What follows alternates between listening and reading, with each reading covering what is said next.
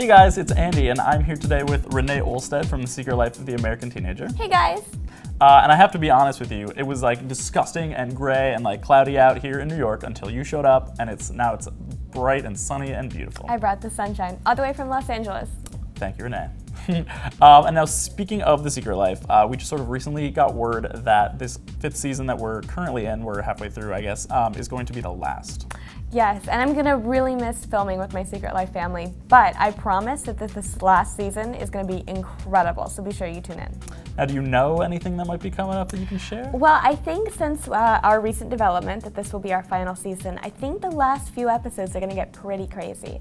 I know we've been waiting on a wedding for a really long time, so I think that could be in the works, but also I feel like Ben and Amy might make a resurgence, who knows? Who knows? Well, you know, speaking of sort of who knows, your character is maybe one of the only ones who hasn't gotten pregnant yet, I feel like. This is true. Maybe there's something big in the works for Madison. Or something little.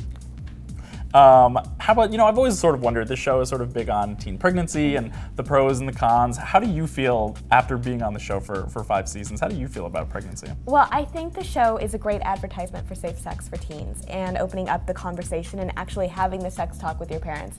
Another thing that I think is awesome about the show is it shows the reality.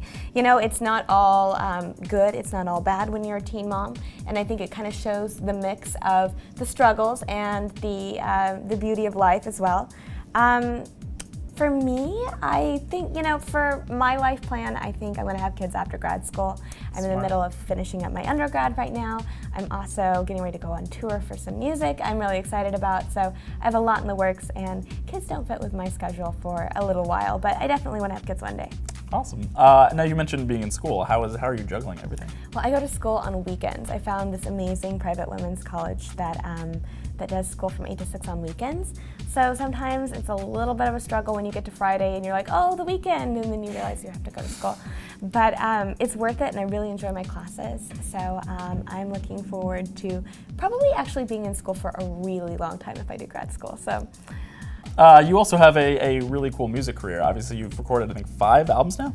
Well, I did 2 albums on Warner Brothers, 2 major albums, and then I am doing my first on my own of sort of jazz meets 60s girls groups. So wow. It's really exciting for me, and it's been a passion project. I'm writing a lot, and I'm really excited about what we have to show you, and then also my first single, which came out, that's called She's Got Your Name, came out, and that's been doing really well, and people seem to like it, and kind of the slightly new twist that I'm putting on the music that I love.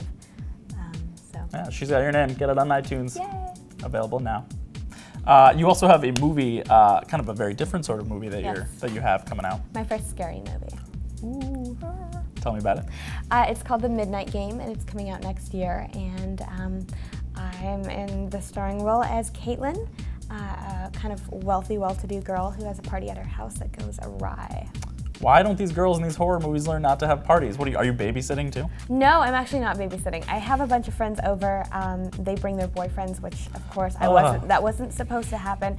We end up playing a pagan ritual called the Midnight Game. It's kind of similar something to like Bloody Mary, where you kind of conjure up some bad spirits and some bad things start happening. Yikes.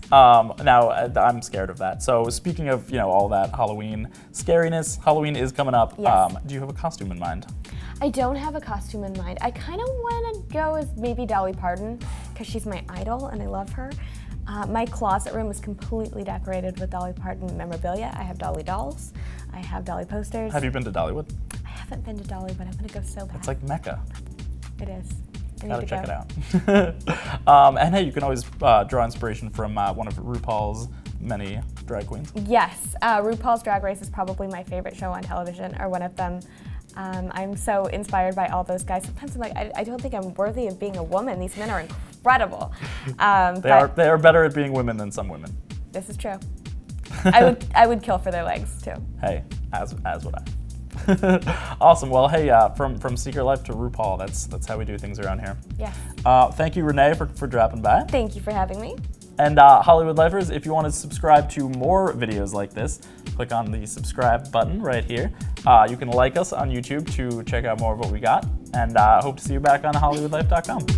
Bye, guys.